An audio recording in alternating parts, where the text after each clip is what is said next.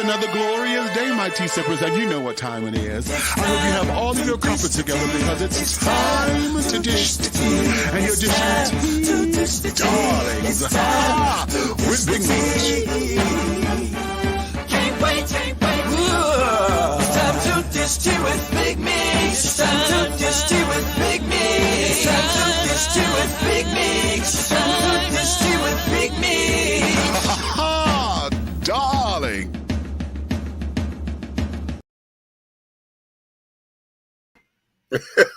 It was late. And, hello. Hello.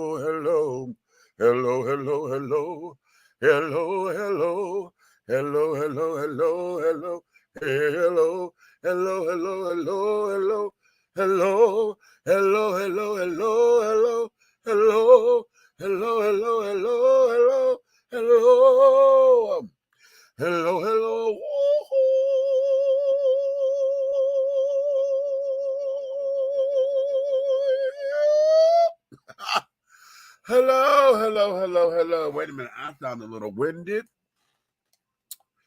Ooh, wait a minute. What is going on?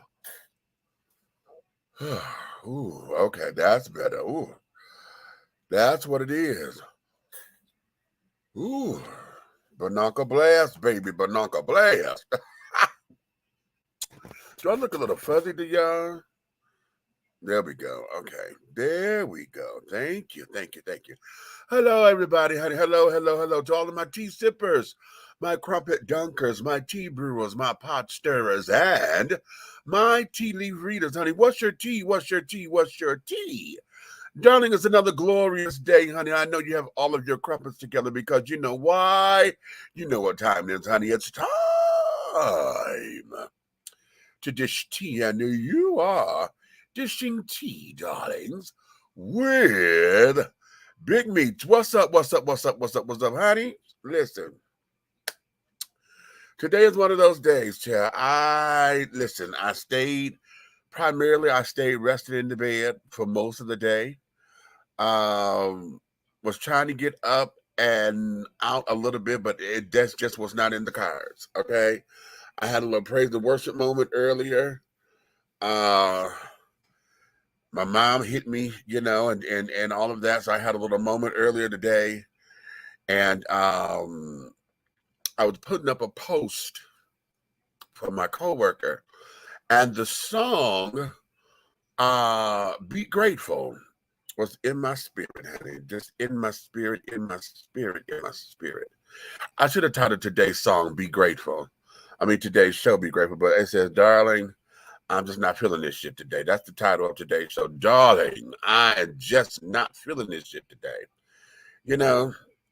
Have you ever had those moments, honey, when you're just in that particular quandary, and it's like, I just know, and it feels a little that way because they always tell us, make the best of the world, make the best of the day because, life is short and this, that, and the other. But today was one of those days I just didn't feel like doing anything. And today was a perfect day because I should have gotten up and did some straightening up. I got to get my table clean because, this is my work area and carrying on. And when I tell you, child, this table, honey, is hit. It is hit, okay? I can't find shit. Everything is everywhere. I got wires and stuff everywhere. So it's just one of them. But I saw myself doing it. But the more I saw myself doing it, the tireder I got. Have you ever had that? Where you want to do something, but as soon as you see the vision, but just looking at it made you tired, so you just made you just sink into bed a little further. Well, that was me today. There was me today, and I'm sick of that becoming my excuse because now, at this particular point, honey, it's really becoming an excuse. It's a convenient excuse, and even though as true as it is, it's still becoming an excuse. And I do not like that about myself. Usually, I am someone who, when I say I'm gonna do something, I'm gonna do it. Now I do that for other people. I tell other people I'm gonna do something, honey, I'm gonna do it. I break my neck to make sure I'm a man of my word, but I always break my word to myself. I say I'm gonna do one thing, I do the exact polar opposite. I promised myself I'm gonna do this, and I always break my promises to myself, you know, and that there is something that I've got to do better with because hell, okay. And I think, and I know what it is because I'm finna go to do it now. I was just going to say, well, it's just me, you know. I know me. I know what I need to do. I know, you know, it's me, and I know ain't nobody gonna do it but me, you know. And carrying on, so I'm in that particular space, and I'm like, okay, yeah. But at the same time, of being in that space, you know, just being in, um, giving my word to somebody else, though, you know, it makes it seem as though I'm hypocritical, and that there's something that, you know, I don't like to live a life of hypocrisy. You know, I don't, because it's easy to come back on you. It's easy for folks to point fingers at you and carrying on, especially when, you know, there are people around you that think you got your shit together, or it looks like you got your shit together, or you portray that you got your shit together. And all it is, honey, is adjusting. I'm gonna put it to you like this. My very first roommate, when I moved out for the very first time, when I was independent and on my own, I moved out of my mama's house, honey, because I was 18 and I was like, I'm grown. And my mother was kind of pushing me out, you know, in that regard. And when I said I was going to do it, you know, when I said I was going to do it, it was the timing, because even though she was ready for me to leave and be on my own, she knew I was making a mistake. Okay. But most of the time, your first move out, if it's not going to school, a lot of times when you're moving out because you're tired and trying to get out on your own and this, that, and the other, that first step is always a mistake. And so my mother, she didn't stop me. She let me do it. And I moved in with a guy. His name was Michael. I was going to say his whole name, but his name was Michael. Okay. Michael was 14 years my senior. Okay. So I was 18. He was 31 going on 32. And, you know, when we met and carried on, you know, it was wonderful. You know, he wanted this and he wanted that. But what it was, Michael was trying to hustle me. Okay. And when I came into the hustle of it, you know, that it became a problem. And it's interesting that I talk about this because, child, I thought about this the other day and I had a cute cackle, because here's what it was. This was in 1988. Okay. I'm 18. I moved in with him on my grandmother's birthday, October 25th, 1988. Okay. And at that time, the rent and we were living in a 1-bedroom apartment, but we had a closet that was big enough to put a twin size bed in, even though I did not sleep in that damn closet because there's no ventilation, of course, but it was big enough to put a bed in there. But at that time, the rent for that particular bedroom, 1-bedroom, that had to been about maybe 700 square feet. Maybe, no, not that big, because I'm in the 700 square foot now. It wasn't, maybe about 550. Yeah. All utilities included. Okay. Our rent was $250 for the month. Okay. And so, of course, we said we're going to pay half. Okay. $125 each. And then we were supposed to be putting money in the kitty. Right. Now, what he told me was we were supposed to be doing 175 a piece, because that extra 50 a piece was supposed to go into the kitty for groceries. Okay. Well, all of a sudden, this motherfucker conveniently goes on a diet. Okay.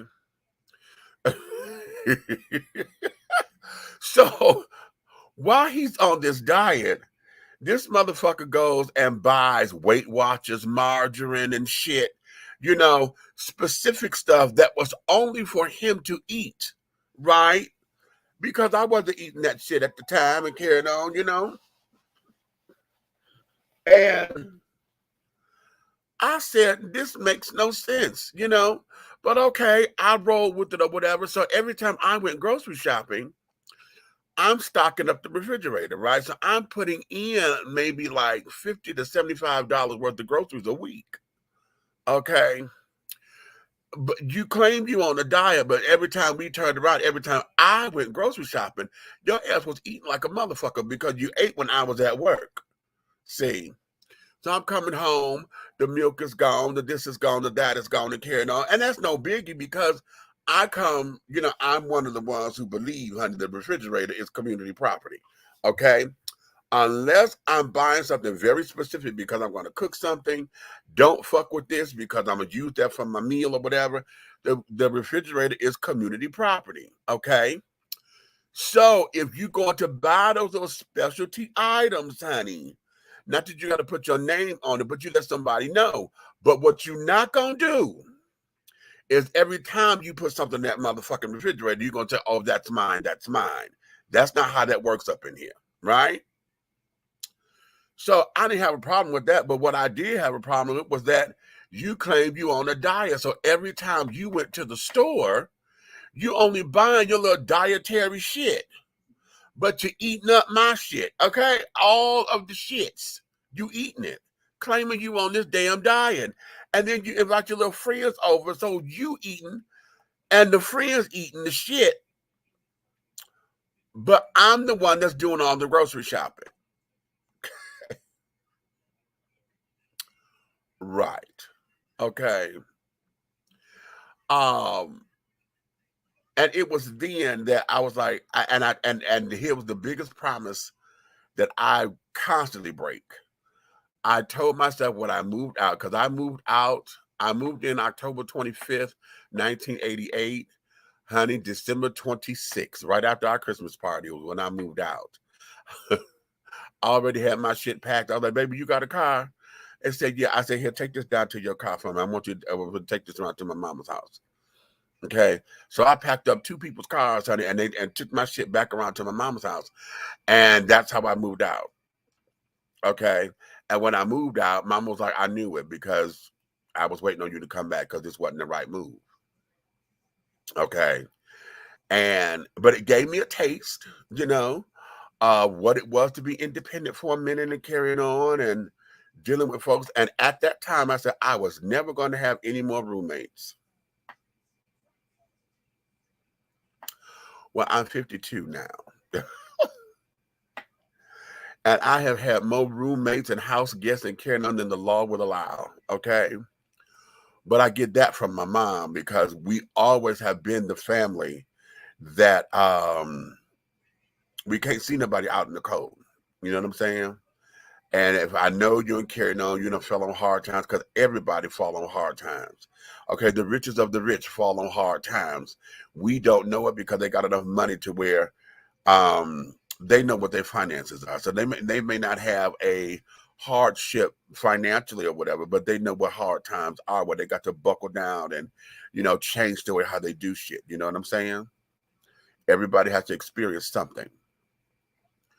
And so that's one of the traits I get from my mom. You know, we can't see nobody out in the cold or without or whatever. I've always opened my home to give people an assist, you know.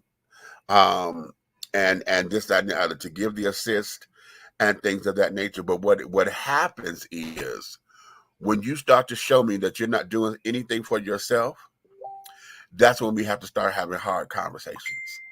And they become hard because when you know what's going on, and I've had one guy, you know, he was having the damnedest time trying to find a job, right?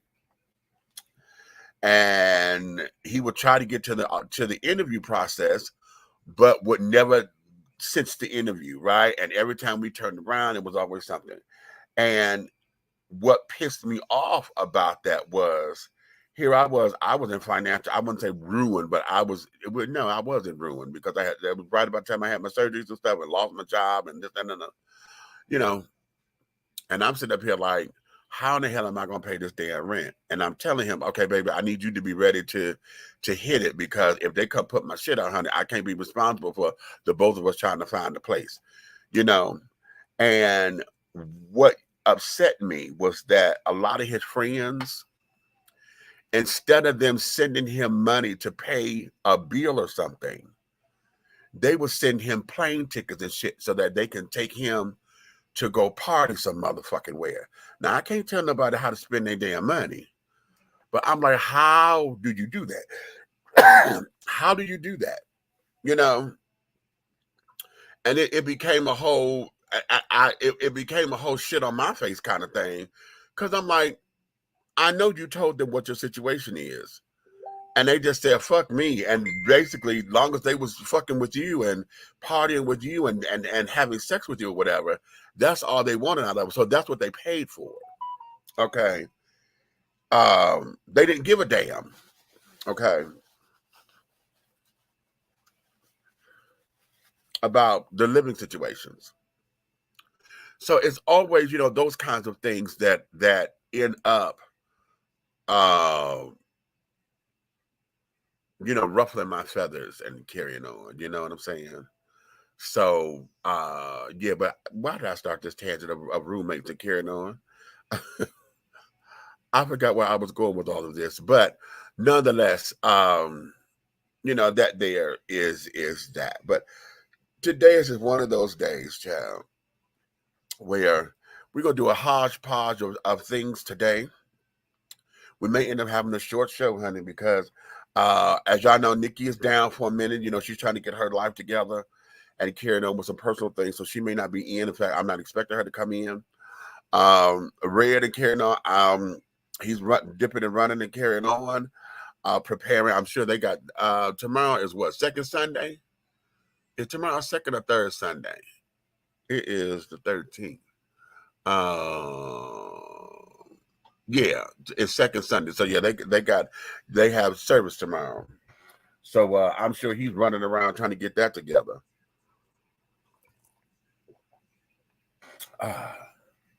Okay.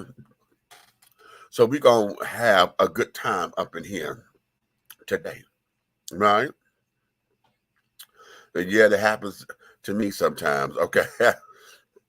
I've been checking out near-death experiences, spiritual experiences on YouTube. I don't think here is all there is. It's too mean for this to be all there is. You know what? That's a very good point, Groove.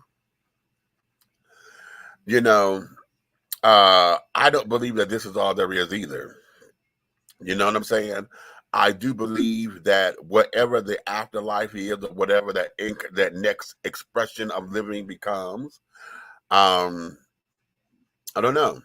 You know, if you really want to know the truth of the matter is, I'm starting to think that our spirits just evolve and go to whatever that parallel universe is. You know, I'm kind of like a trekker and all that, and realizing and understanding that we're not the only beings out here. I accept that. I also accept the fact that, you know, if we believe in anything larger than us, it's very arrogant to think that humanity is the only thing out here living. You know what I'm saying? Yeah, we have an entire world that's here, okay? And if you're able to say that there are 9 other planets out there, and we can see 9, well, 8 other planets. No, actually 9, because I think they said they just discovered a 10th planet or whatever. So if we're able to see that there are other planets out there, and we done gave them names and carrying on, and who's to say that those are the names? Okay, we done gave them names. Okay, so if we know that they're out there, why is it hard to believe that there may be life on those planets?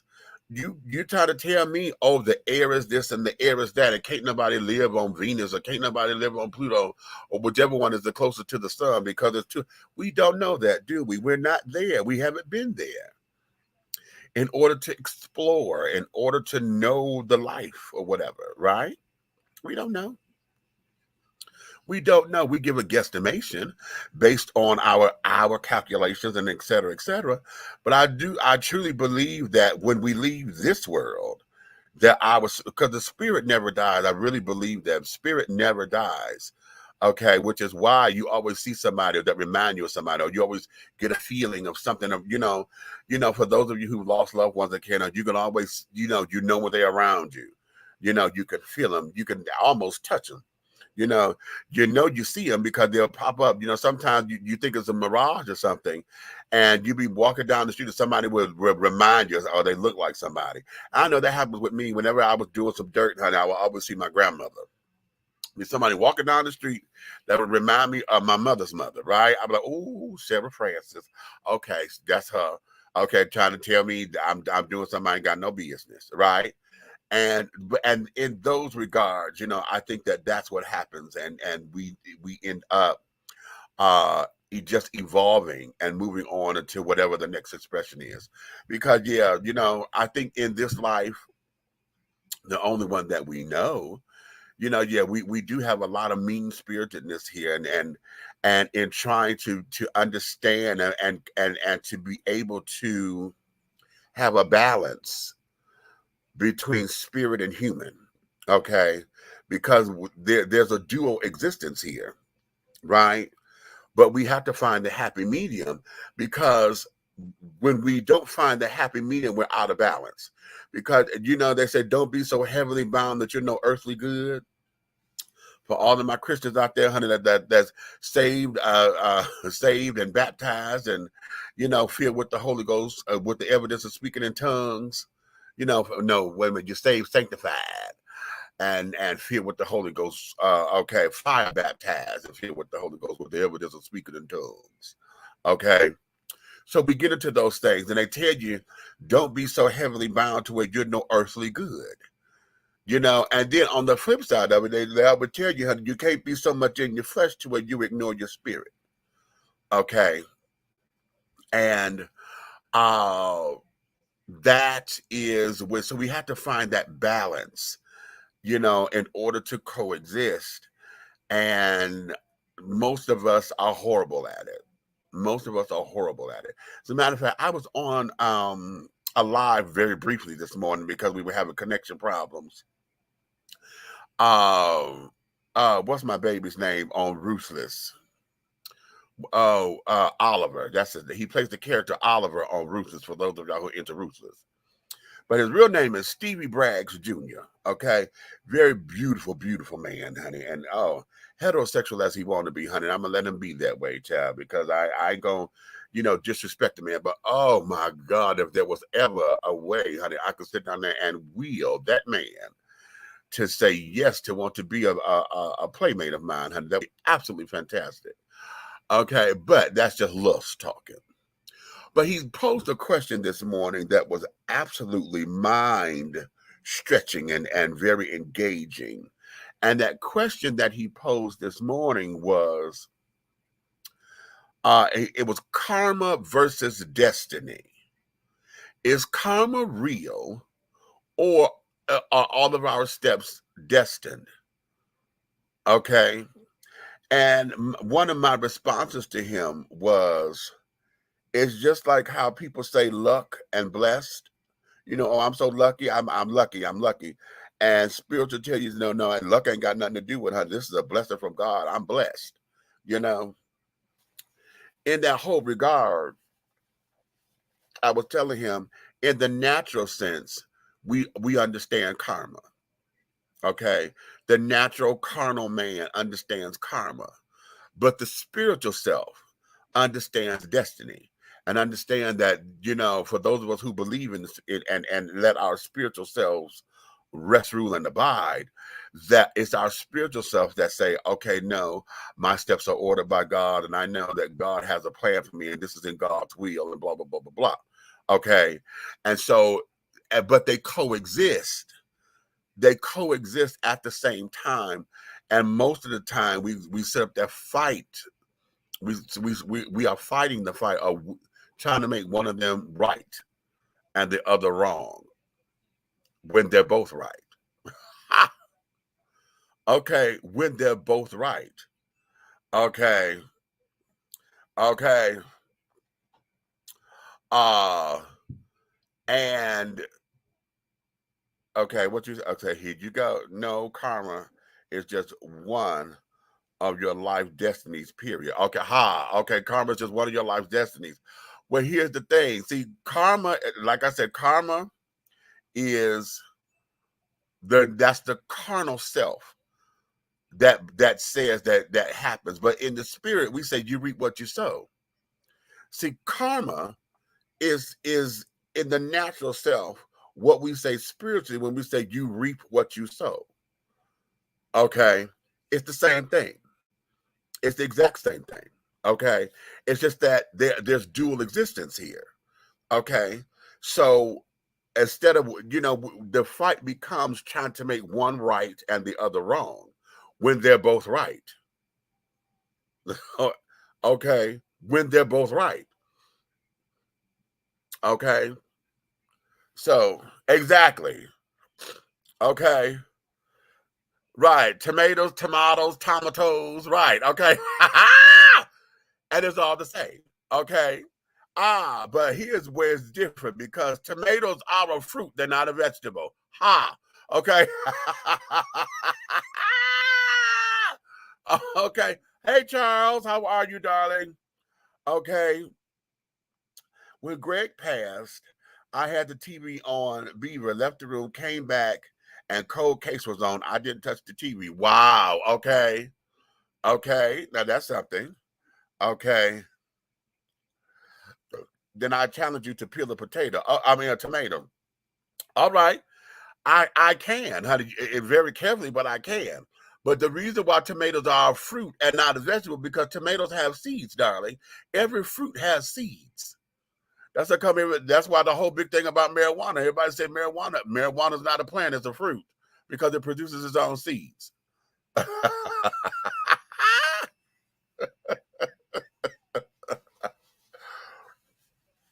Okay. And some fruits you don't have to peel, like cherries. You don't have to peel a cherry, and cherry got pits all day. Okay, you don't have to peel a cherry.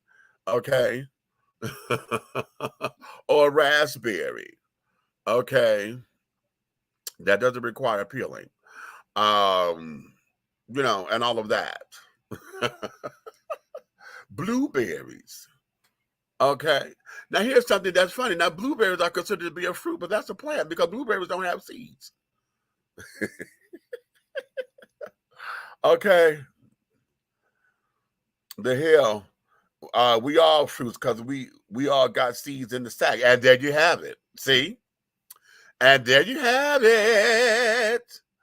Okay. And there you have it, darling. There you have. That's why we're supposed to be fruitful and multiply. Okay, just that some of us who got seeds, some of them got blank seeds, child. Okay, they're not genetically modified, or are they? Ooh, now that's a hell of a conversation. That's a hell of a conversation, honey. To sit down there to mind boggle you, honey.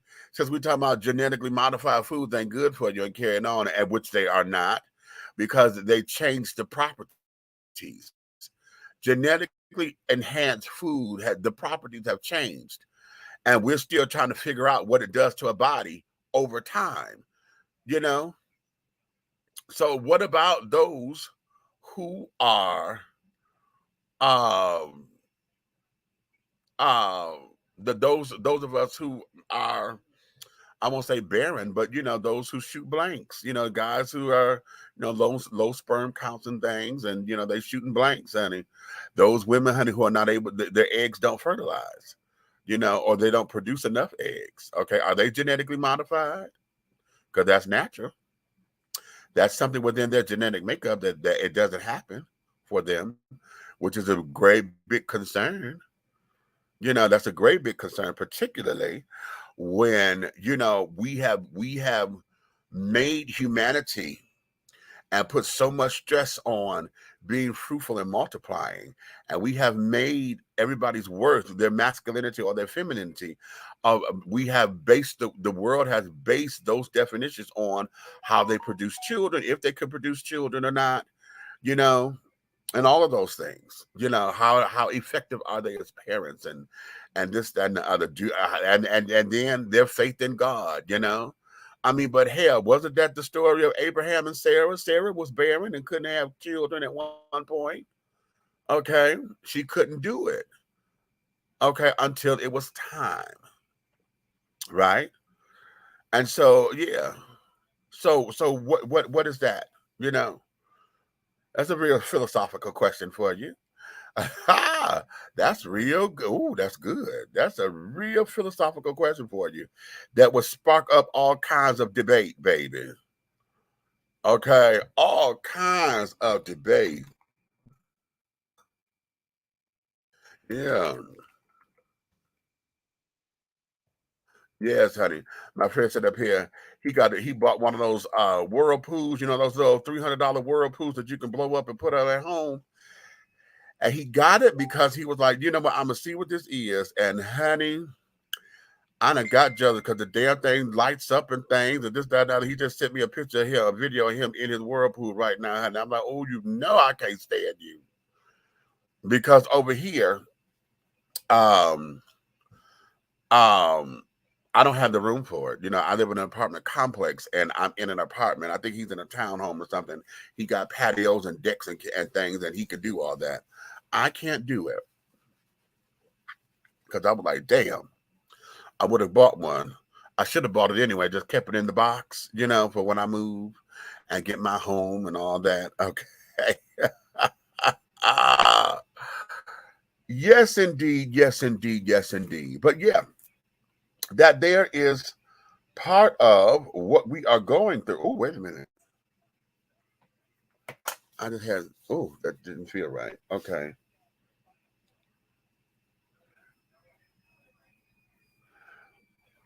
Oh, okay. Um, yeah. We are trying to get this together and et cetera, et cetera. I've got too many things going on. I had a text come in about something I need to finalize. I thought we had finalized that, but apparently not. Okay, so I got to contact her and et cetera, et cetera. But nonetheless, let's get into a couple of things, honey, because like I said, this is gonna be a hodgepodge show. And it's gonna be that because today was just one of them days I just was not feeling it.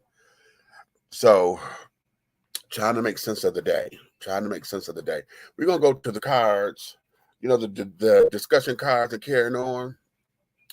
I pulled some. I had these pulled a while ago from the After Dark edition of the Let's Talk Tonight cards. Can y'all see that? Yeah, there we go. Tonight Let's Talk. Okay, this is the, like I said, the After Dark edition. Okay. And here's one that bothers the hell out of me. I need to hear what y'all thoughts are. It says, do you feel it is okay to go through your significant other's phone without permission? Why or why not? Okay, I'm going to repeat that. Do you feel, as a matter of fact, let me make that a banner. I'm going to make that a banner so folks can weigh in. And what I want y'all to do, this is going to be the question. Okay, this is the question. And I want y'all to put y'all responses in in the chat. And you know what? Here's what I'll do. I will bring you in on if you want to talk, put your comments in and say, bring me in, honey. And I will send you the link and I will bring you in and we can sit down here and go through this. Okay. Yeah, because I have a thing about this one. Okay, I really do because uh um without permission. Why or why not? Okay. Um I have a problem with this one because we've been hearing this a lot on the TV and carrying on. I done heard some stupid shit, you know. Oh, I missed the word. Wait a minute. I missed the word. Let me redo that. I gotta edit it. It's through your, not through. Through your. Okay. There we go. Okay. I done heard some asinine shit. I done seen some stupid ass arguments, over this particular why didn't it change? Wait a minute. Oh, how do you wait a minute. I said no. Why didn't you change? Oh, excuse me. Oh my goodness. Okay, I'm sorry. It's not letting me edit. Why is it letting me edit? Okay, do it the right thing now. Do it. Oh, that's why I didn't save it. That's why. There we go. Thank you. Okay. I was exiting out and I didn't save it. Okay. Um, I'm sorry, y'all. You have to be mindful. Y'all know my allergies, honey. I love to sit down here and whip my ass at this time of the night. Okay. Oh, excuse me. But I have heard the damnedest things, okay, about going through somebody's phone, okay, and okay. Ain't that the TikTok trend? You gonna cry? You gonna suffer? You gonna pay me in tears? Okay. This shit, I don't understand. Why is it that one feels that you are obligated to go through somebody else's phone without permission and then get mad about what you find? Okay. Now let me be completely transparent. Okay. I've done it once. Okay. I've done it once. It was not my significant other. It was a roommate of mine. Okay. And what happened, he lied to me. Okay. He lied to me. He had went out on a date and he stayed out all night, right? Now, I had gotten concerned because I know he had to go in to work in the morning. So he came back home in time to shower, change, and to start to leave to work. So there was a whole big to-do with this because my other friend, okay, was sexual partners with, and this is my gay nephew, okay? So my nephew had set up this date with my roommate at the time. But my other friend, we were all living in the same apartment building, was one of my nephew's sexual conquests, okay? So what happened, the child come on and he say, hey, I see Mark came to come and see us. I said, I didn't see Mark today. He said, you didn't? I said, no. He said, well, he and Monty at the bus stop. And, my face doesn't have a poker face, okay? My face doesn't have a poker face because I knew Monty was going on a date. So, Sherrod was like, listen, he saw them and they were bullshitting him, right? Because he was like, well, here, I'll give y'all a ride, because he's sitting up there trying to give him a favor. And they didn't want them at the bus stop. So he was like, okay, I'll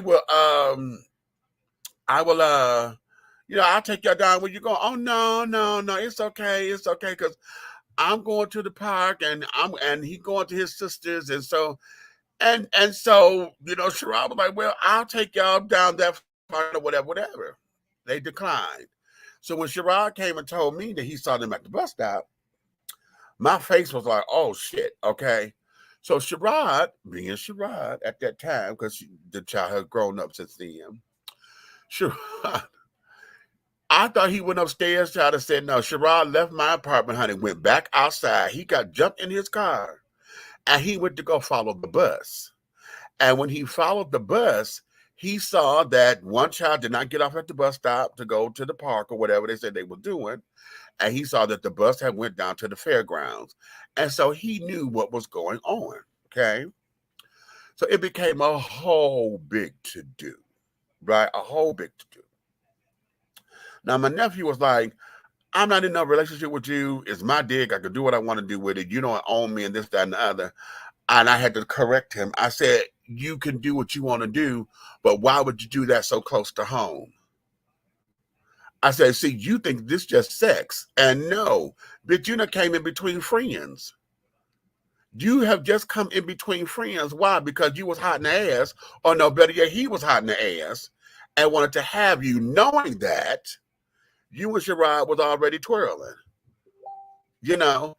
And instead of making it a fun little do, you decided to, and it wasn't you, it was him, my roommate, being sneaky and shit, going behind, you know, and dipping and dabbling and carrying on and doing some fuck shit, right? So it became a big to do. So when my roommate came back, Monty had come back to the house, he jumped in the shower. So I went to his phone and I hit redial because before he got in, I said, you okay? He said, yeah, I just called him and let them know that I was home and this, that, and the other. So I went to his phone and I hit redial and my nephew's number came up. So I hung up immediately, put the phone down, and I said, okay, yeah. So I already knew. I just wanted to have my own little do-wah-diddy of evidence, right? So that's the only time that I've done that. Okay, that's the only time that I have done that. I don't need to go through nobody's phone. Okay.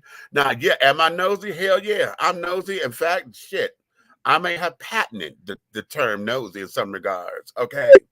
But at the same time, your phone is your phone. Why do I need to go through your phone? Do I trust you? Okay. Do I trust you? Because what are you expecting to get out of it? Okay. What are you expecting to get out of it? Going through somebody, what are you looking for? Okay. I have heard the stupidest shit when folks sitting up there talking about um oh well, hell, if you trust me and all this, that, and the third, you will understand that we should have no secrets and you should want to give me your thing because what you got to hide? How come I can't have your password? And this, that, and other. What the fuck do you need the password to the phone for? You ain't calling nobody.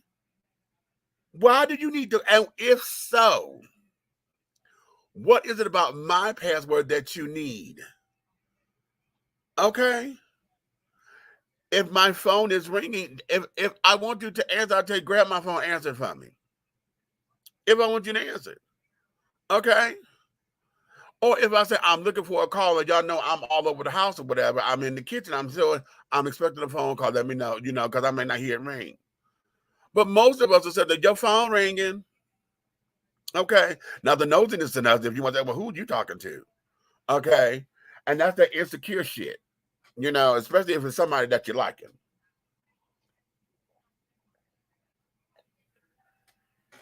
Ooh, pardon my indulgence. That's Otis Max line.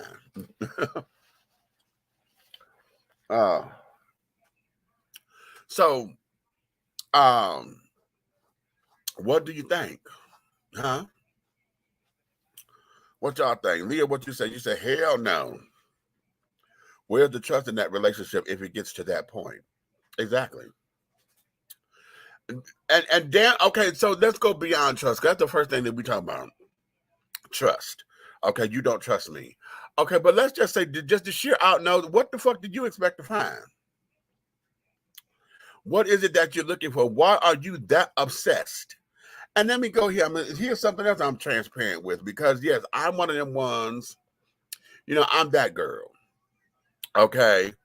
I am one who believes, and I'm learning how to get over this, that if we are together, there should be no secrets, right? I should be able to know what your life is for the most part. Now, we all have little, you know, private moments or whatever when we go to God in prayer and blah, blah, blah, blah, blah. But there should not be something so damaging that I don't know about it if we in relationship. Okay. And that's platonic. If I got you in my inner circle, there should not be secrets between us. At least that's how I feel.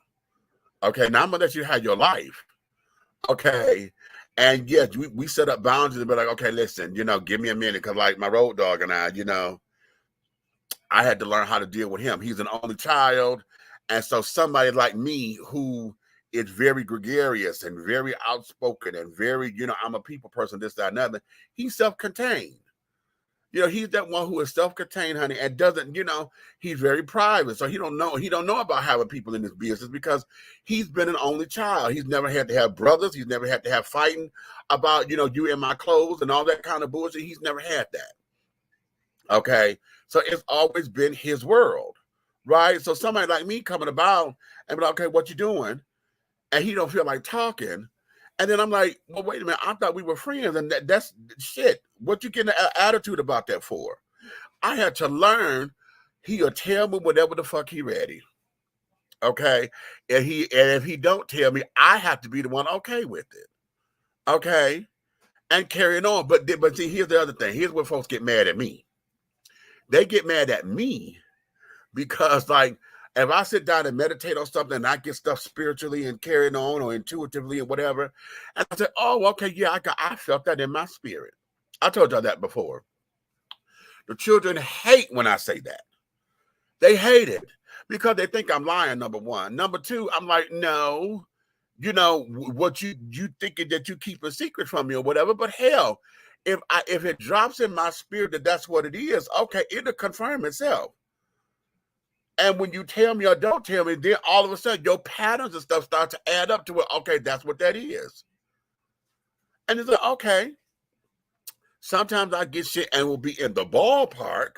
I may not get it specifically, but I get the ballpark of it,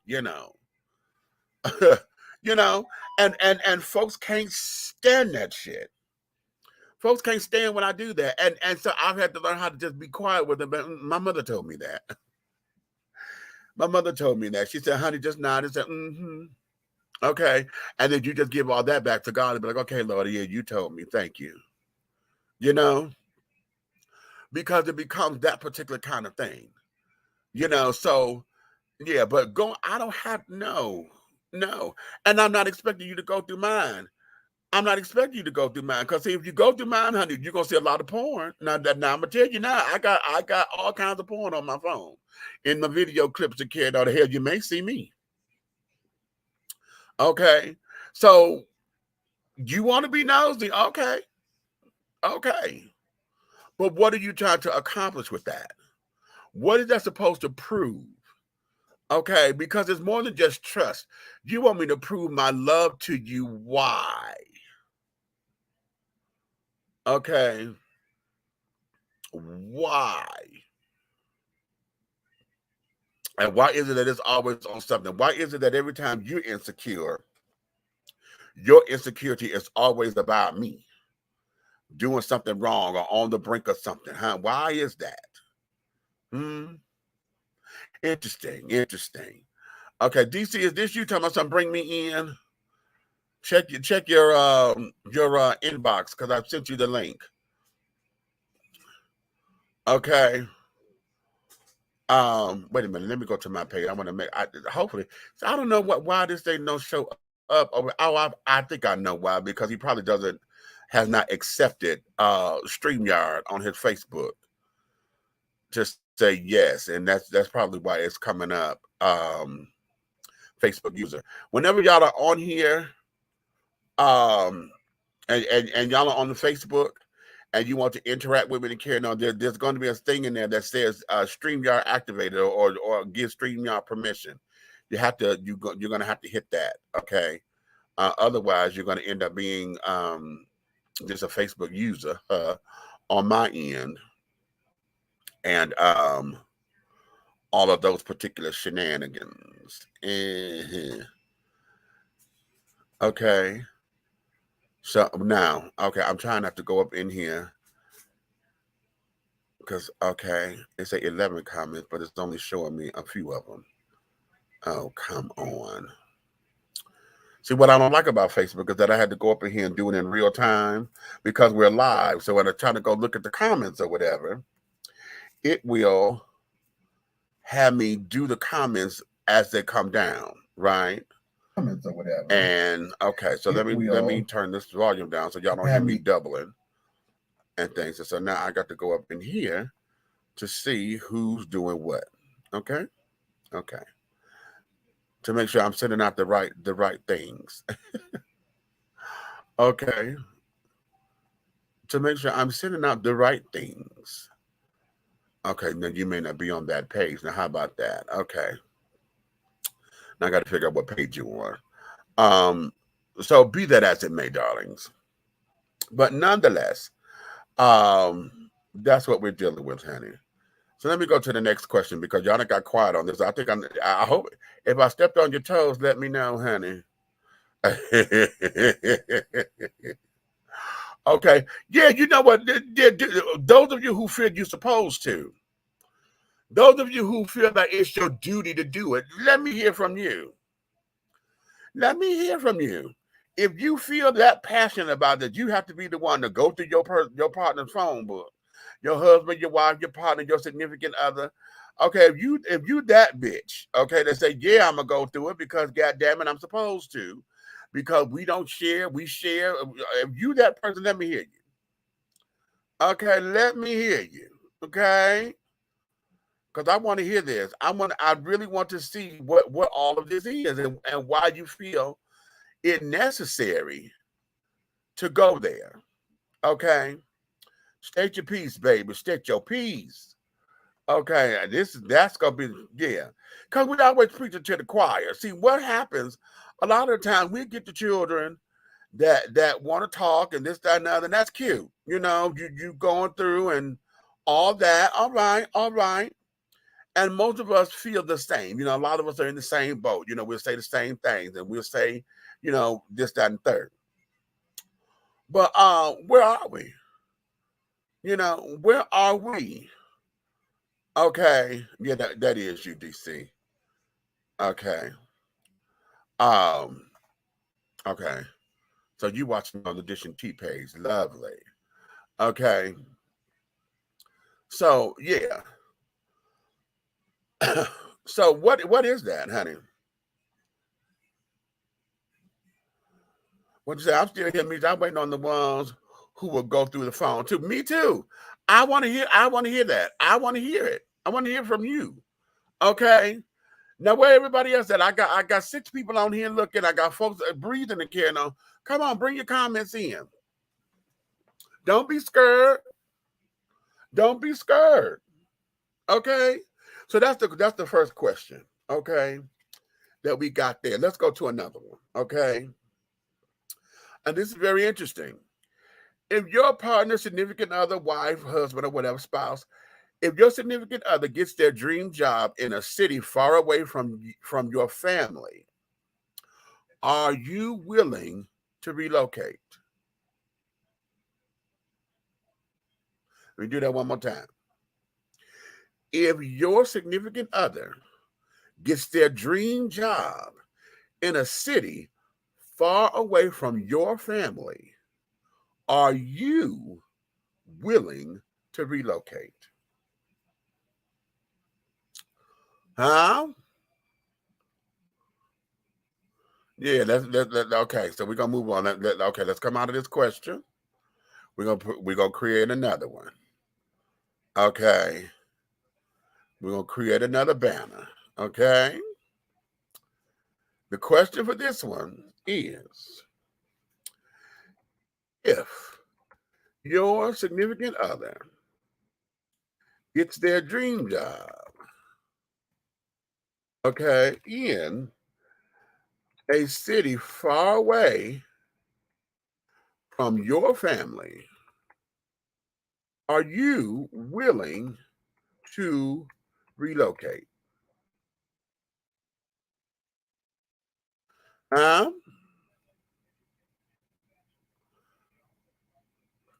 If your significant other gets their dream job in a city far away from your family, are you willing to relocate? Okay. What you say? They want to go through others' phones because they're scared. They're cheating. Yes. Okay. Oftentimes, that's usually the problem. That, you know, But it's a little bit more than that too, because it's not just scared that they cheating. They trying to sit up there and have control of who your friends are, who you communicating with, because everybody, okay, I know you talking about me, what you saying, especially with something when y'all in an argument or whatever the case may be, what you saying, what you talking about, who you talking about me with. They don't need to be in my business, especially if it's somebody they can't stand. Okay. If it's somebody they can't stand, and why you got to tell them my business?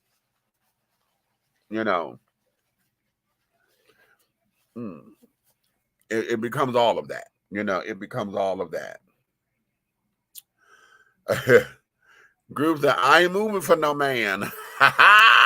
Okay. I ain't moving for no man. Let's see, for me, if your significant other gets their dream job in a city far away from your family, are you willing to relocate? Let me say this. I have never been put in a position to where my significant other, excuse me,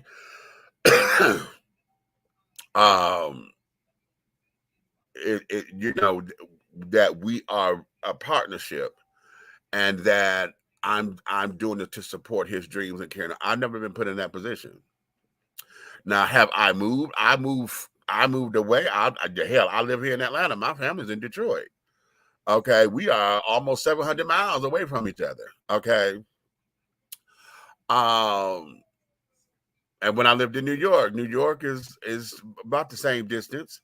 Okay. But that was me moving for me. I didn't move for a significant other or anything of that nature. Now, I told my road dog this, if he needed me to come back to New York, I would come back, because that's my road dog, okay?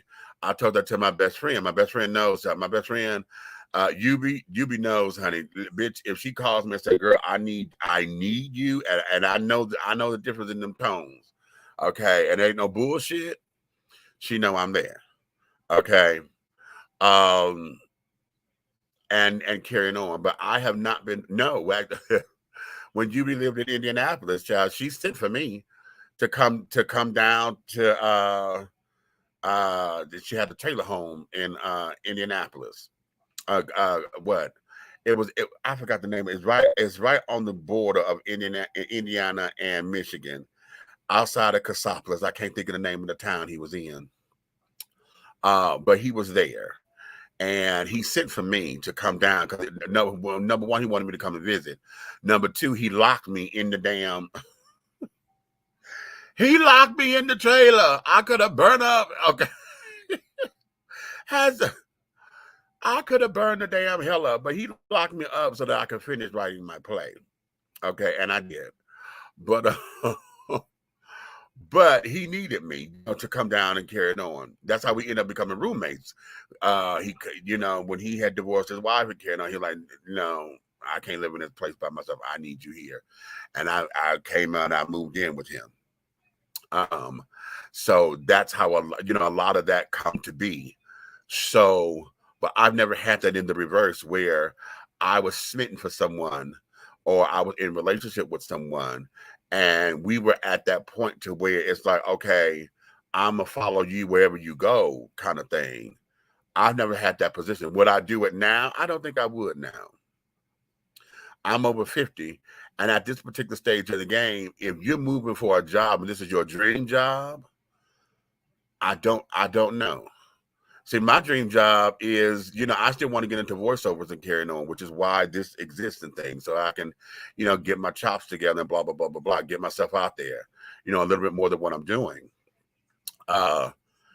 And, to get into all of that, to get into voiceover work, to get on stage and, to produce films and to direct, and be in front of the camera because I'm still an actor. Okay. However, at this particular stage of the game, I wouldn't expect anybody to up and leave with me because this entertainment business is not for everybody. It's not. It really is not. And trying to be in a relationship, having all kinds of hours and carrying on, and if you're already insecure about sex and carrying on, honey, listen. And then, I'm a big old freak on top of it. And how I know how we play. No, I don't need all of that. I don't need all of that in my life to sit down here and to stifle me to go through any of that. So I would not expect anybody to say, okay, they're going to up and leave with me, particularly when their comfort zone is with all of their family. And I think that might be a proviso too, because some folks will say, yeah, because they're not close with their families and carrying on, and they give rat's ass about the family. But there are those who family is everything to them, and to sit down and to say, okay, I'm going to leave my family and I have no support system. If I don't have a support system, honey, then that's a scary situation. That's a very scary situation. But here is where it is. Where is your faith? Now, if you're a person of faith, where is your faith? And then here is the big thing. Am I going out here strictly on your dime?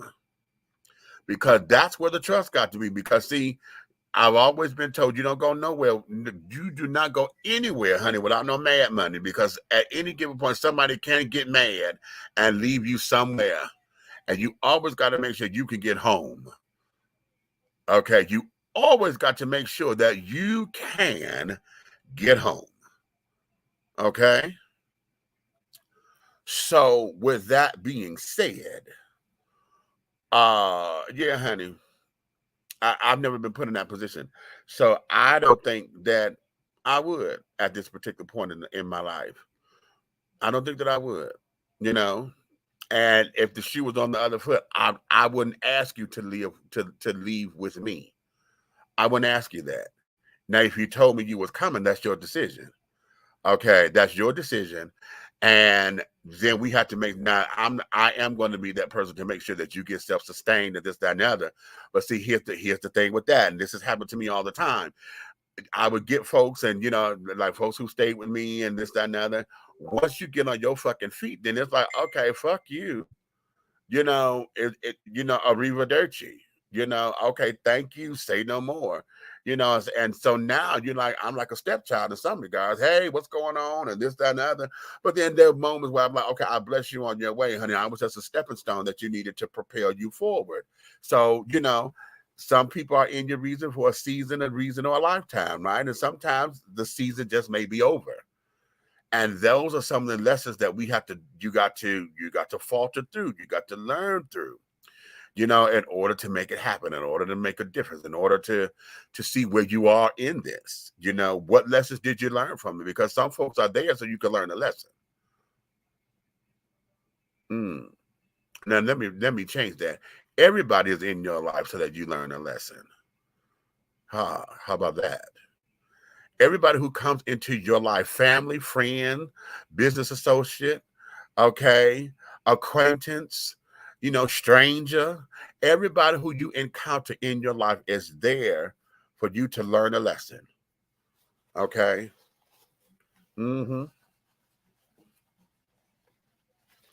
That's what that is. Leah, what you say? If I were in this situation, I probably would not have because of my aging parents.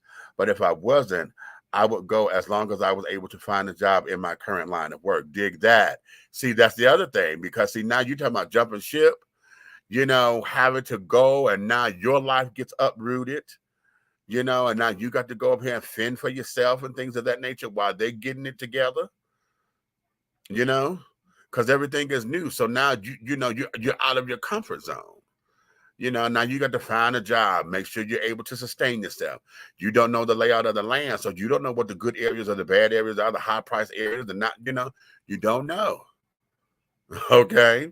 And then what if the job that the significant other is in, honey, start to push him or her into their position to where you are non-factor?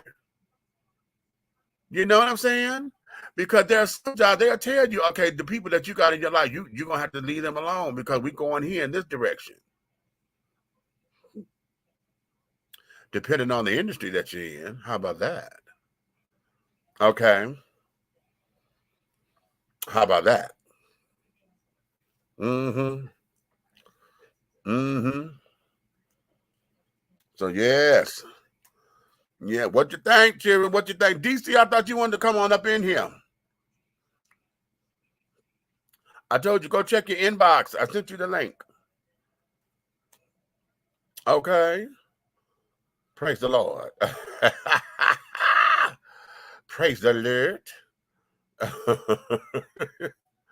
Oh no, he done left. Okay, he's not here anymore. Okay. So in any event, okay, put your comments up in here, children. Put your comments. Don't get scared. Don't get scared, Danny. Don't be scared. Okay. Let's go to the next question. Let's go to the next question, honey. The question is, do you feel both partners should contribute equally? Okay, how about that? Equally. Okay. To all household expenses. It said bills, but I said expenses. Okay. Why or why not? Huh? Can we do that? Do you feel both partners should contribute equally to all household bills? Why or why not? Talk to me. As far as I'm concerned, hell yes. Hell yes. Everybody needs to contribute equally. Equally. And for me, my definition of equally would mean what you guys have agreed upon that what y'all gonna do for the household. Okay. If you say, okay, I'm gonna take the lights and the gas, you take the rent and the water, okay. We both pay our own phone bills. You know what I'm saying? If that's what the agreement is, then yeah. Okay. If we sit up here and say, okay, I'm going to handle I'll handle the rent, you handle the utilities. Okay, whatever the agreement is, that there is what equally is going to be. Because it's not about the amount of money. It's about, okay, we got to make sure we sustain this house. Okay, and I think that there is going to be the qualifier. What we are doing to sustain this house. Okay, because we got lights, we got cable, we got gas, we got water. Okay. Everybody got their own phone bill. Now, if we're in a family plan, then that means everybody contributes to their own family plan. And we say you got the 4 phones for $25 a month and carrying on, okay, fine. If you know that you done went over the damn data thing or what, then hell, everybody gonna pay that data equally. Or better yet, no, you know damn well what you did with that phone. Okay. Sitting up here on the gaming units and shit, okay? If you got children or adults, and for those who want to sit down there and get into that shit, okay, you know what this is. So there's no need of getting all that way and bent out of shape and blah, blah. No, sweetheart. We know that the bills come every month. If it's one thing that's most consistent, honey, a bill will come every motherfucking month. Okay? Okay. Okay. You can forget all you want to, but you know what's coming. I'm talking to myself on that one because, hell, I keep forgetting that the first of the month is when my student loan is due, right? Mm-hmm.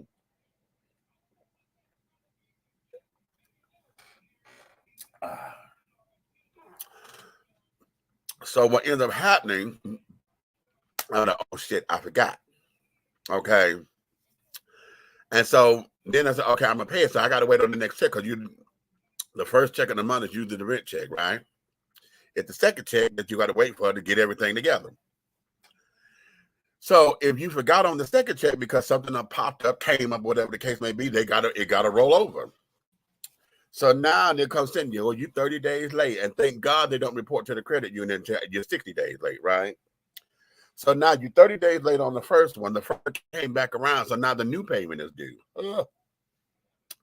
So it's not like you can pay the $50 that you owe. They want the whole thing. Since you owe $100, you got to pay $100. So that's what you have to do, you know. So it rolls around. So we got to get that done. And blah, they actually explain. So, okay. But the bills are going. What you say, Jan? 30 days roll around fast. Yes, God. Well, see, you look at it from this way, because most of us live from paycheck to paycheck, and I cannot wait. You know, let me rechange. I'm gonna rephrase that, honey. My day is coming where I'm not living paycheck to paycheck. My day is coming where everything I need financially, I could just go and get it. Okay, whether it is stored in the bank, my resource pool financially will be at a state to where I have no worries about financial stability. Okay, one of my mantras is that, have y'all seen my TikTok? Wait a minute, let me put my TikTok up here. Okay, let me go pull her up. Oh, wait a minute. I can't pull it up like that. I got to maneuver it. But I did an affirmation on TikTok. Okay, y'all go follow my TikTok. It's at Big Meech. What am I? 7109, I think. Am I Big Meech 7109 on the TikTok? I think I am. Anywho, I have an affirmation of that I play almost daily. I've been missing the last few days, but I play it so that I can tell myself this, and that it's embedded in and imbrued onto my my psyche, you know. And so because of that, yeah, Big Me 7109. That's my TikTok. Okay. What'd you say, Michael? Hey, Meech, I agree. I think groceries should be 50-50 as well. Okay, you said, and the groceries. Hot damn. Okay, you know what? Now that's something that's real good. Grocery bill should be 50-50.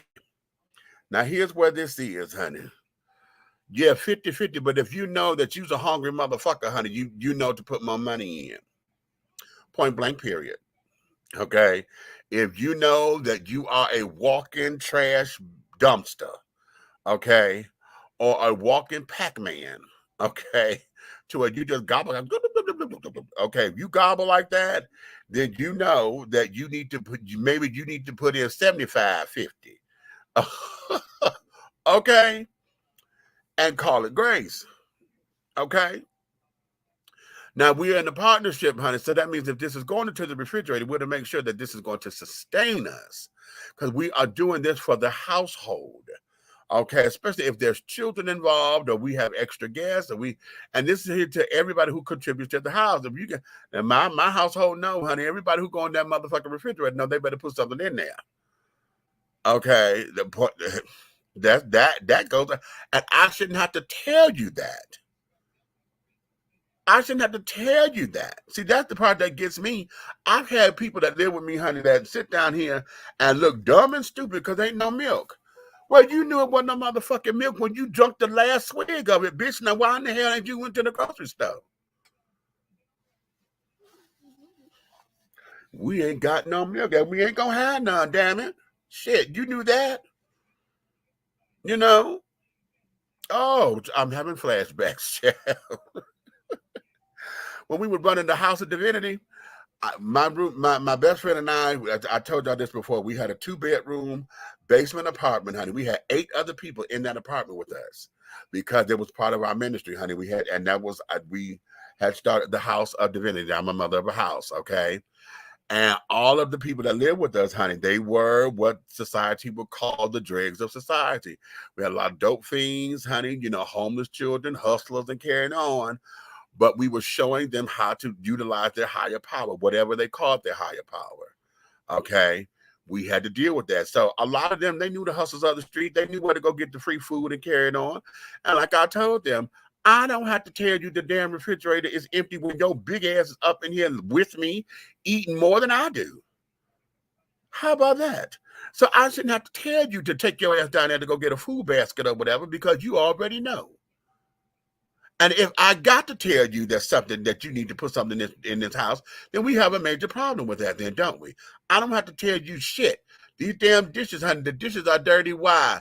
Because your ass been drinking water like everybody else. Clean up the goddamn dishes. I don't have to tell you that. I don't have to ask you that. The dishes are dirty. Clean the goddamn kitchen. Okay? And if I have to ask, then we have a problem.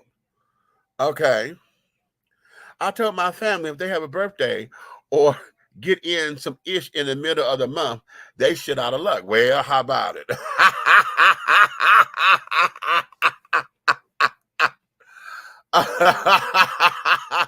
Not if they do it in the middle of the month, baby. Okay, you stupid, Jan. You dumb. You dumb. But I understand it because those of us, it's the middle of the month where everything get rocky. You know, because you know what? When you being paid bi-weekly, this is what I was going about when I'm saying for those of us who get paycheck to paycheck. 30 days comes very quickly because you only get 2 paychecks a month. Okay? You only get paid twice a month. So all of us are on and mentally, we are on pay date time. You know, we're on pay date time. So okay, like today is payday. Okay, it's Friday. This will be payday. So the next payday is what's today? Today is the 12th. The next payday, that's the 26th. Well, shit, that's the end of the month. So that's the rent check all over again. That is the fucking rent check. Okay, because the first is the week after. Okay, the in between week before you get the next paycheck. Okay, so how about that? So when we talk about, you know, every 30 days, well, shit, most of us are wired. We doing every 15 because we every 2 weeks. So shit, you just paid a bill. Then you pay more bills because the second check is the bills, you know, the other bills. And then the first check again, come the rent all over again. So it's like, well, damn, didn't I just pay this? Yeah, but here we go again. You know?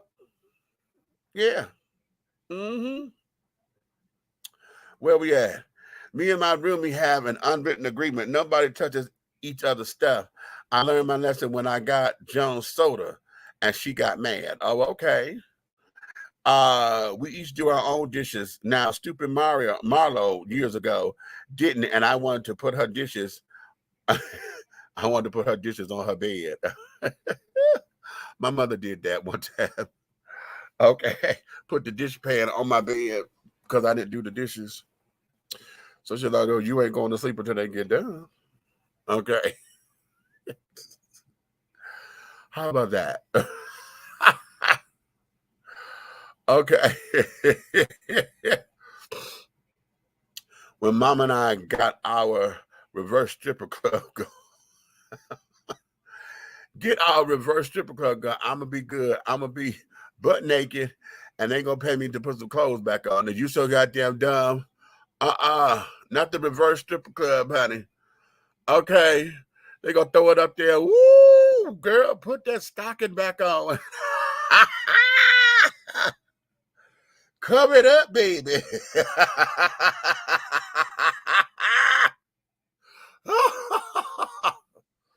Okay.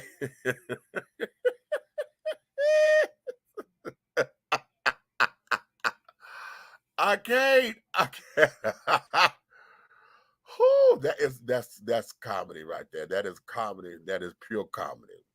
Okay. So yes, honey, that there is that. So yeah, okay. All right, now here we go. Here we go. Let's get into it. Let's get into it. Let's get into it. Y'all ready? You ready? You ready? All right, here we go. Okay. Your sex tape just leaked. Okay. Online. What's the first thing? Wait a minute. What's the first thing you're doing after you find out? Huh?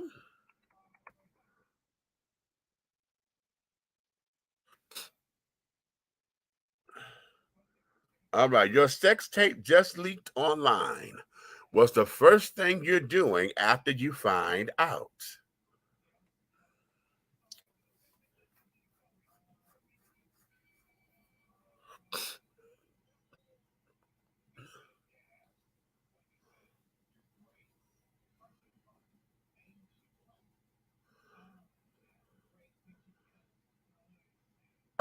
Your sex tape just leaked online. What's the first thing you're going to do after you find out? Let me share something. I've told y'all this before. It wasn't, no, I have a couple things out there that's online, but I put them there. Okay, I put them there, and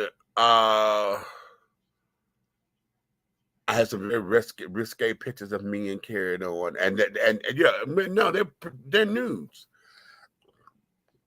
news, and provocative, risque type photos or whatever, and you know, they got folks done found them and carried on and put them in some of those little, those little what's them stupid ass little websites, get your uncle shits and hot ass mess website type things, and I had to get the page removed because what you're not gonna do is sit down there and have my shit up there, but then block me from the page that I can't comment on my own shit. Okay. Um. So yeah, you know. But here's the thing, especially now that we are post lockdown, and we had a whole, that whole 2 years of being on the internet and carrying on, and we couldn't go and touch and this, that, and the other. I know there's gonna be a whole bunch of shit out there, to where folks have done a lot of stuff, a whole bunch of sex tapes. We had a whole bunch of OnlyFans pages made, and those who are Zooming and StreamYard and all this other stuff. I'm sure there's a lot of things out there, child, that 20 years from now, when folks want to run for public office or whatever, people are going to want to go and find and things of that nature. But my whole thing is this, and I've been asking this question for a long time, and I still have not gotten a sufficient answer. We are multifaceted people. Okay. Sex is a part of life. So why is it that we get upset because someone has a sex tape or someone decided that they wanted to record themselves? Now, I'm not talking about those who did not know that they were being recorded, and you embarrassing these folks and carrying on, because a lot of private people, do not like to, they want it to be private or whatever. But why is it that you private folks want to sit down there and get mad at the exhibitionists? Okay. Why do you private people always want to criticize those who feel as though they could be open about their sexuality and their sexual escapades and sessions and experiences and carrying on? Why is that a problem for you? Huh? Why is it a problem for the American people? Because we get all bent out of shape because there was a sex tape out there, somebody sucking somebody dick, somebody getting fucked, whatever the case may be. Y'all want to get bent out of shape because they got it on TV or it's online, and oh my God, and why would you do something like that? Why the hell wouldn't he or wouldn't she? It's sex. I'm an adult. I wanted to have sex, and I decided that I wanted to tape it. And in this particular point, for those who put it online, I wanted to share it. So why is that a problem for you? Why is it that the private people who feel as though that oh no, it's a lot of religious children, and I'm not gonna put that all on the church, because it's not just the church that think that way. Because some of you church motherfuckers, honey, y'all are some dirty bitches. Okay. But why is it that you private children, or those who feel as though that's supposed to be behind closed doors, why is it that you want to sit down and shove that message down everybody's throat for folks who feel as though I don't have to be that private? I don't want to be that private. I get off on letting folks see me, letting folks watch me. Why is that a problem for America? Because we sit down and we listen. You know, now that we have the internet, I'm still upset about the school board that fired the teacher for being on a honeymoon with her husband. You hear me? With her husband, having a glass of wine, and she was in a bathing suit or something, and some of the parents had saw the picture or whatever, and they reported her. Talking about she's online looking like this. She's with her husband. It wasn't like she was on the stripper pole, and even if she was on the motherfucking pole, bitch, what difference does that make to you? And why is it that the school board felt that they had to fire her? I'm still pissed off about that. And so now when I look at politicians and carrying on, everybody trying to find scandal and things of that nature. And, you know, we praise the fact that the Obamas got through 8 years and did not have no fuddy-duddy scandals and carrying on. Y'all had a little made up shit that y'all wanted to, you know, the tan suit, child, him wearing a tan suit was the biggest scandal that he had. Okay. But why is it that we get so bent out of shape because folks have a sex tape or whatever? Huh? Why is it? Okay, why do we act as though sex? See, this here goes to that thing of wanting to create sex and make it dirty and carrying on. And for those of you who sit down and want to live in the world where you want to believe that sex is only for procreation, lies and garbage, because it wouldn't be that pleasurable if it was only for procreation. And if it was only for procreation, then everybody would have the means to. We wouldn't have folks who are barren and those who have low testosterone and carrying on and cannot produce children. That would not be part of this equation if everybody was supposed to do that. Okay, the world would not be as topsy-turvy as it is over sex, because sex sells, honey. I don't give a damn how many times we can sit down there and do all kind of euphemisms or whatever to say sex. Every time somebody bring up sex, or that we all get to chuckling, you know what I mean, you know, kind of talk, whatever. We got tons and tons and tons and tons of songs that I made about how I want to lay you down and this, that, and the other. And all we got maximum is about 20 minutes worth of damn activity, and everything else is fantasy you done made up in your damn head. But we get bent out of shape about sex. The most basic and natural thing here. Child. Okay. Okay. Wait a minute. Wait a minute. What you say?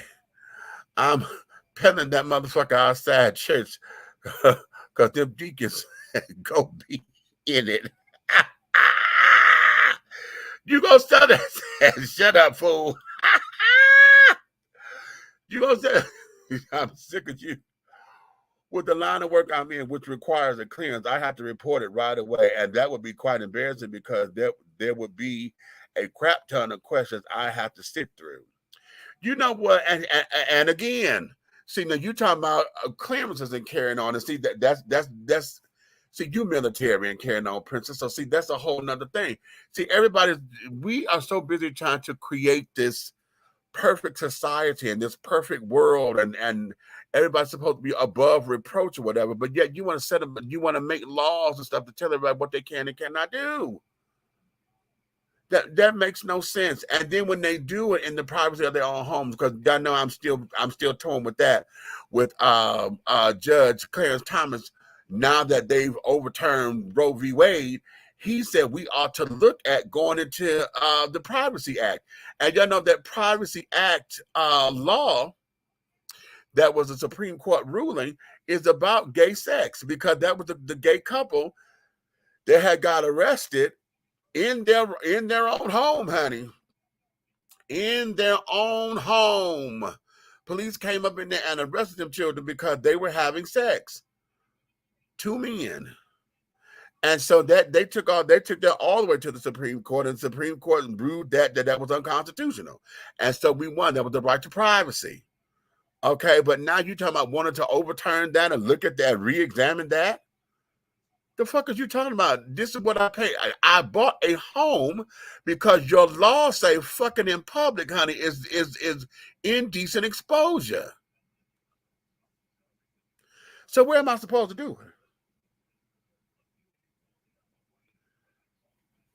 The thing about the tan suit scandal is that they didn't blink an eye when Reagan wore that tan suit when he was in office. Side eye. Exactly. Oh, and what pissed me off about it was that they were the way how they were so arrogantly standing in their position about that. I was like, what? It's a suit. What the hell are you talking about? And what the hell? Could somebody please explain to me what does presidential supposed to mean? Oh, that wasn't very presidential. He didn't look presidential. What the fuck is that supposed to mean? Huh? What? Never mind. Don't do it. Don't do it. Okay? Don't do it. Don't do it. Anywho. All right, children, I am sweating. And I'm sitting up here. I'm going to get up from here. Wait a minute. Do I got one more question? Oh, okay. Here's the philosophical one.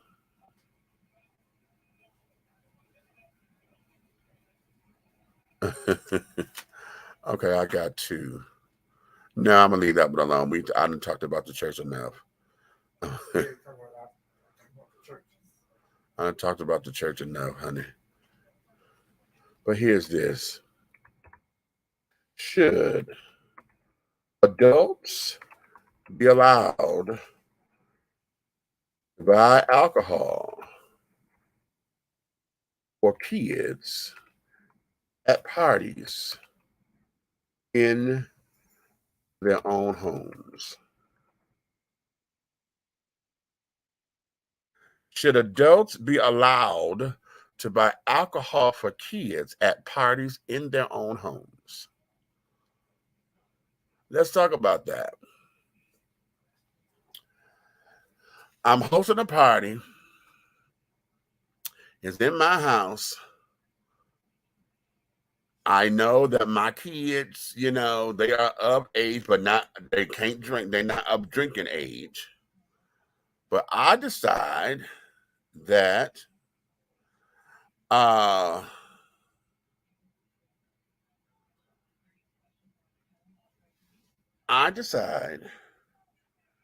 I am going to okay them having alcohol. Okay. I'm going to okay them saying that they could come on in and have a shot or two. Okay. Or whatever the case may be. I say, okay, right? So what's the problem? Y'all talk to me. I say, hell motherfucking no. I do, listen, if it's your own kids and you are there with your own children and you are of the mindset of, well, listen, I want you to have your first drink with me so I can monitor you and this, that, and other. I could teach you about alcohol. Let's understand what this is, that kind of thing. Okay, fine. I'm not necessarily in agreement with that, but I understand it. Okay.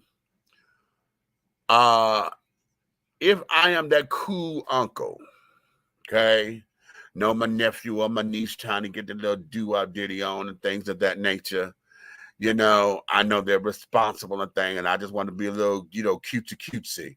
I may slide them a beer here and there or whatever, because I figure that, in my estimate and my judgment, not right or wrong, I know it's wrong, but, morally or any kind of, because they're legally, because they're underage, right? But if I'm that cool uncle, like, now y'all drink this here, don't tell your mama, shh, kind of shit. Okay. But when you're talking about flat out throwing a party where you're inviting other people's kids over here, and you sitting up here buying alcohol so you could, I don't care. No, you can't buy Sharps beer because that's still beer. I don't care that it's non-alcoholic. It's beer. It's just beer. Okay, Sharps is a beer. It's malted. Okay, it's not ginger beer. Which is really ginger ale. That's not what that is. Okay. All right. Now, if you want to buy something, get you some sparkling apple juice, honey. Sparkling juice, which is nothing but apple juice with carbonation in it, honey. Okay. Make you a mocktail or whatever, which is called punch. Okay. And call it grace. Why would any adult want to sit down there and be responsible for somebody else's kids on that level? Because if they leave your place intoxicated in any degree, okay, if they fall and hurt themselves on your property or outside, because all they can say is, I'm drunk. Who got you drunk? Oh, I'm leaving so-and-so's party. You can be sued, sugar. You can be sued. Okay, they're coming for everything. They're coming for you. And you can be arrested for serving underage, It's the same thing. It's just like going to a bar. If a bartender continues to serve you alcohol, knowing that you already wasted, and you go out and either you drink and drive, or you get hurt, or you hurt somebody, that bartender, along with the establishment, can be sued.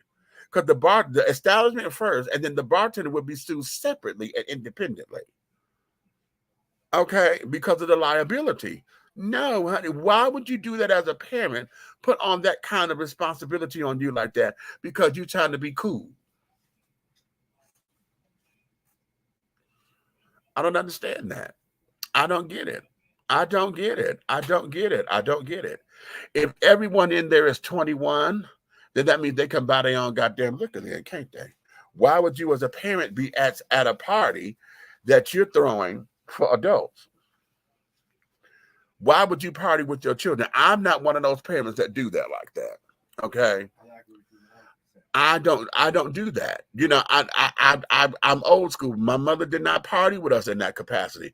If there was a party, it was family friendly, and there was a respect level that was there. It wasn't about me trying to get high, smoking weed and drinking the shit with my mama. The fuck is that? Because I know when I get into my spirits of care, I know how I get. Okay? I don't need my mother to see me in that particular element. And I don't need to see her in that element. Shit. Honey, she had a life before I was born. And while I was a baby, honey, listen. Essie Lorraine, honey, was a street girl, honey. Okay, not necessarily a party girl, but she was out there. She was a street girl. Gambling and carrying on, honey. My mother got her hustle. She ran horses and played the horses and all that kind of shit. I don't need to see her in that particular element. Was she cussing and talking shit and carrying on and flirting and making goo-goo eyes and carrying on? No, why? So the first time I saw my mother Google, with her boyfriend and carrying on, and she was working up on some dick, child, it scared me. Okay, because I was like, girl, who in the hell is this? My mother just became just one old girl, honey. Oh, she got to laughing and carrying on, honey, and I was like, girl, who is this woman? And because I don't know her, but I wasn't supposed to know her, honey, because she was trying to get her thing, her groove. Okay, she became stunned and was getting her groove, honey. I don't know the groove. I'm not supposed to know the groove.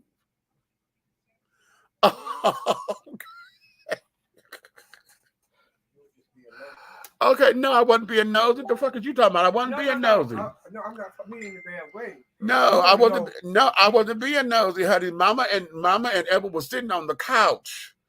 They on the couch. I'm in the house, honey. Shit, she wasn't in her room. I'm on the couch. They on the couch, and all of a sudden they got the laugh. She did that, and she slapped him in his chest. Oh, and I said, "Who in the hell is this?" Well, and I was like, "Oh, girl, wait a minute, honey." Catch this, because I know she's not watching your show tonight. Guess how I got here? Yours a little bit more gentle and easy. My grandma was sitting on the porch drinking her beer, her Budweiser, and drinking some joint juice and smoking her little cigarette. And my daddy, he was the organ player for the church. Oh, not the organ The player. organ player and the song trick, because he could sing back in the day. And he was flirting with my mama. And he said, Janet, come on over, because they've been dating for a minute. Hadn't done anything.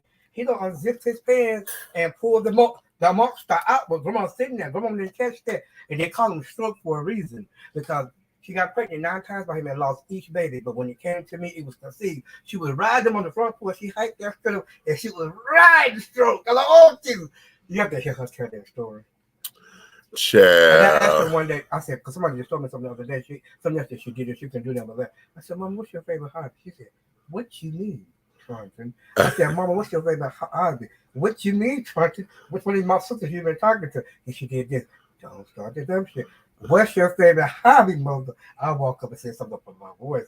She said, I heard that. Yeah, my favorite hobby is on my back in the bed. Lord. I fell to the floor. Have mercy. Now, y'all heard that, child. Okay. So that there is that, honey.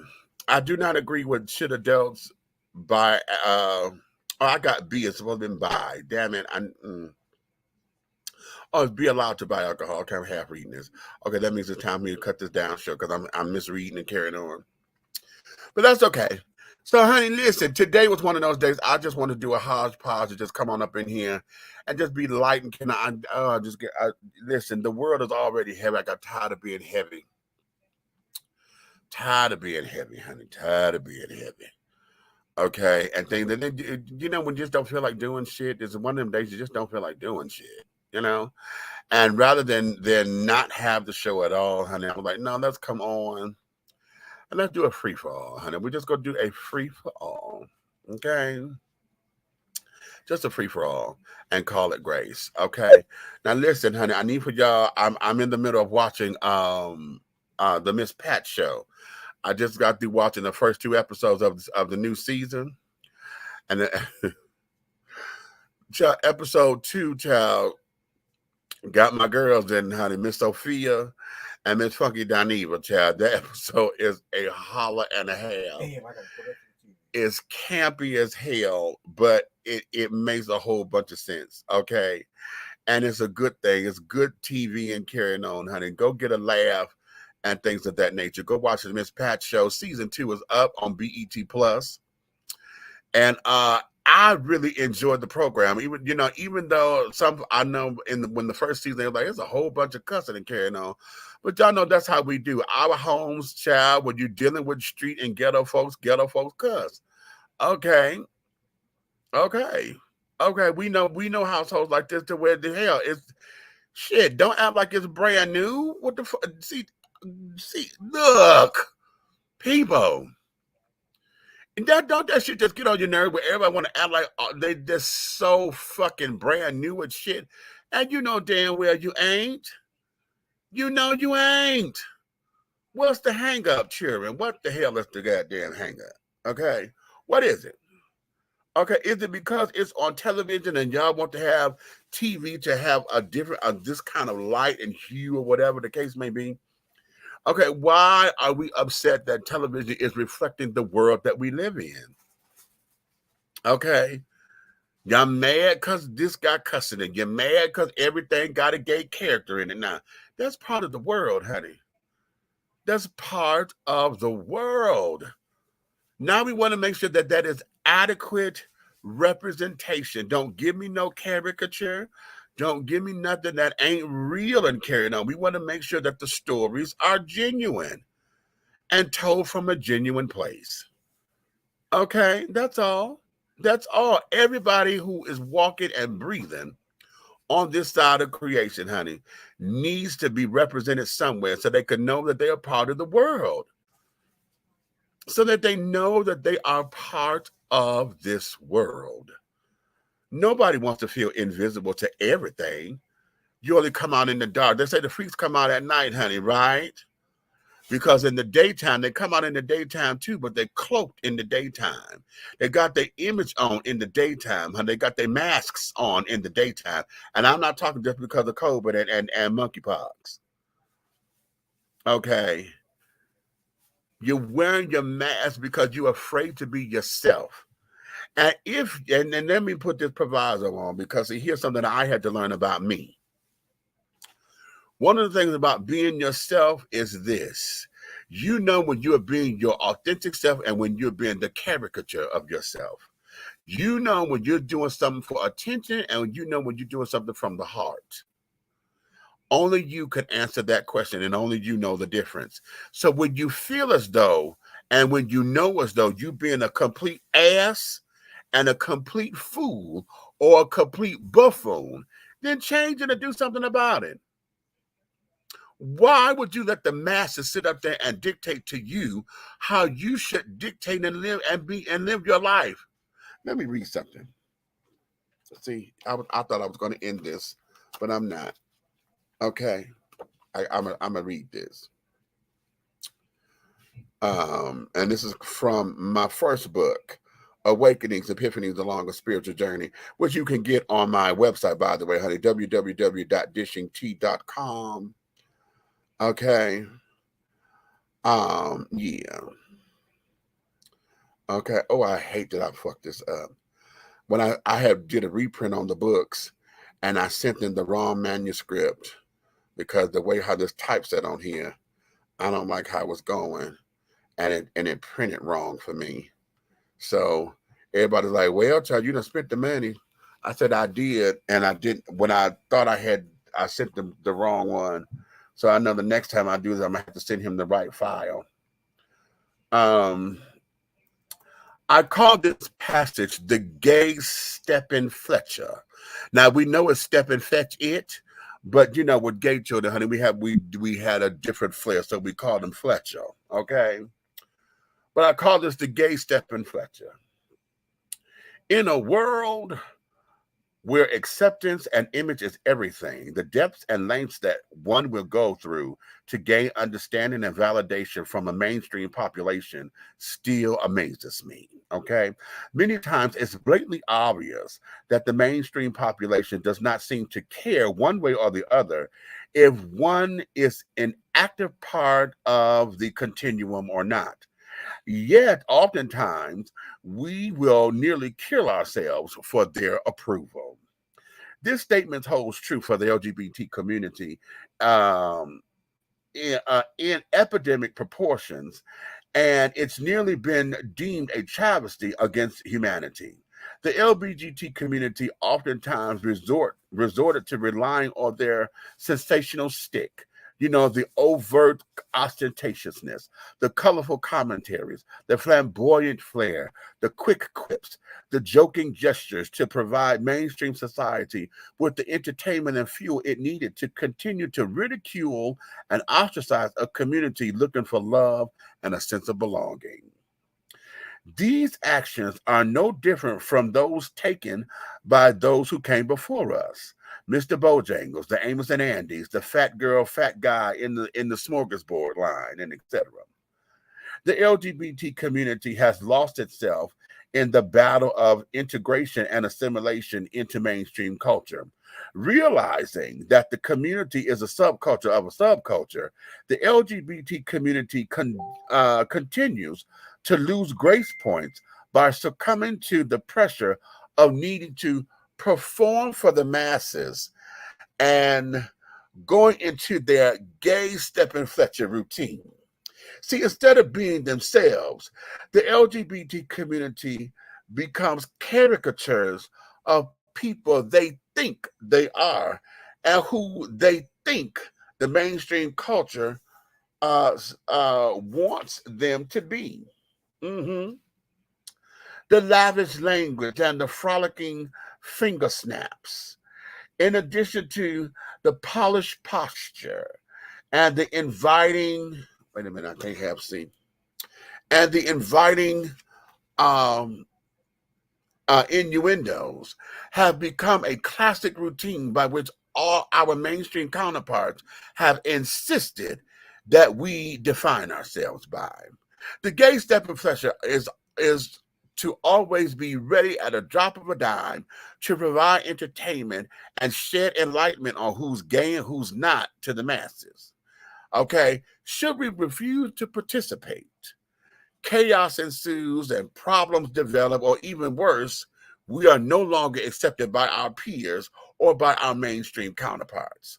The gay stepping Fletcher is always supposed to accept being the brunt of all the jokes, the mockery, the scandals, the harassments, the dehumanizing principles, and degrading humor without pause or challenge. If we do challenge it, then the gay stepping Fletcher is now a troublemaker and is too serious and is always coming out of a bag and needs to lighten up a little. The gay stepping Fletcher is not supposed to be gay that it hurts the image of other gay stepping Fletchers, because then it creates an internal pandemonium and it upset. And for those who don't subscribe to the gay stepping Fletcher beliefs, the gay stepping Fletcher must now fight harder for normalcy and equity to be accepted into mainstream culture. Okay, so I can't step on nobody else, okay, and call them out. Does any of this sound familiar? Does anyone pay attention to history anymore?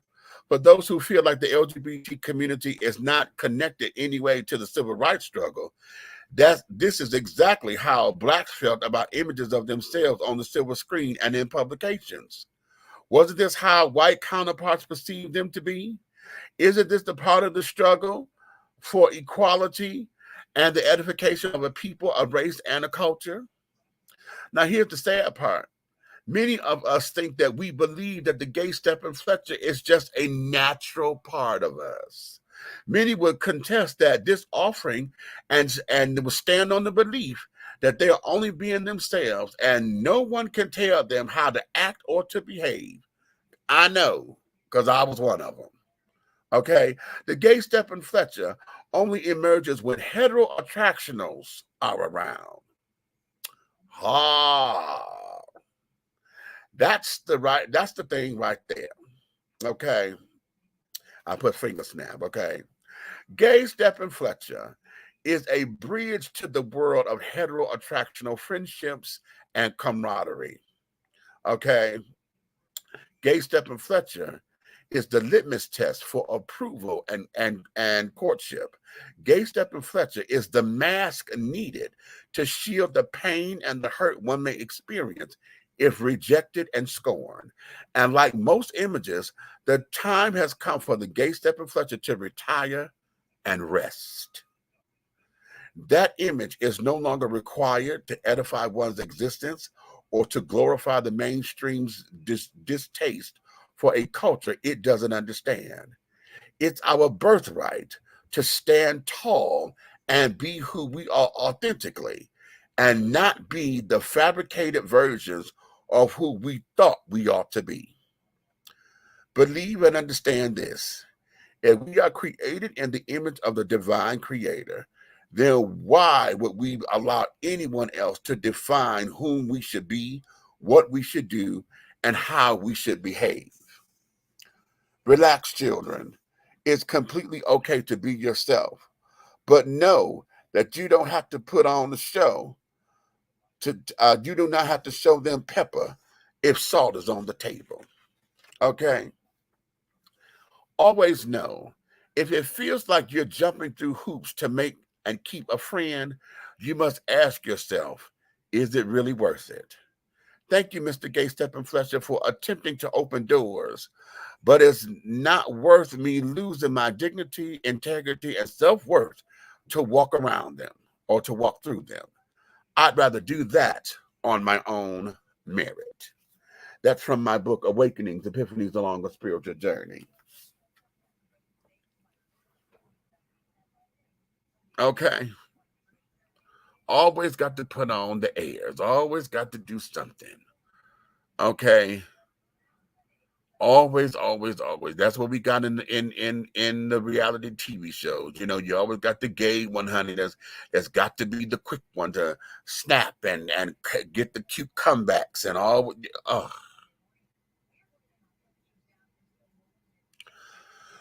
Okay. Yeah. Okay. So I'll give y'all something to consider. Okay. Both of my books are available online, honey. Awakenings and revelations, affirmations, and confirmations. A minute, let me show y'all both of them.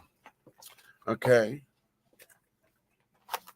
Awakenings, Epiphanies along a spiritual journey, the companion piece, revelations, affirmations, and confirmations. Yes, they're both available online.